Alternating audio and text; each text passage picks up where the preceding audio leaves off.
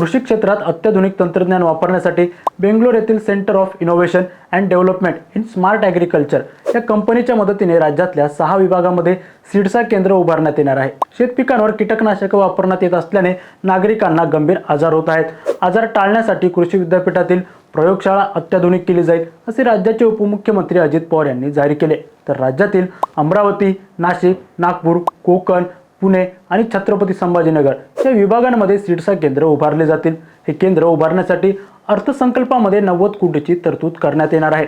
कीटकनाशके वापरण्यात येणाऱ्या शेतमालामुळे नागरिकांच्या आरोग्यावर मोठे परिणाम होत आहेत। शेतीसमोर बदलत्या आव्हानामुळे संकट उभे राहिल्याने कृषी क्षेत्राला तंत्रज्ञानाची जोड देऊन उत्पादन वाढवणे, जलसंधारण आणि सिंचनाच्या नवीन पद्धती, शाश्वत शेती, शेतीमालाची विक्री, साखळी सुधारणे या दृष्टीने तरुणांना कृषी क्षेत्रात संधी उपलब्ध करून देण्याची गरज आहे। शेती करताना रासायनिक खते आणि कीटकनाशकांच्या वापरावर ग्राहकांना दर्जेदार शेतमाल मिळावा यासाठी तंत्रज्ञानाचा वापर करणे गरजेचे आहे, असे अजित पवार यांनी यावेळी स्पष्ट केले।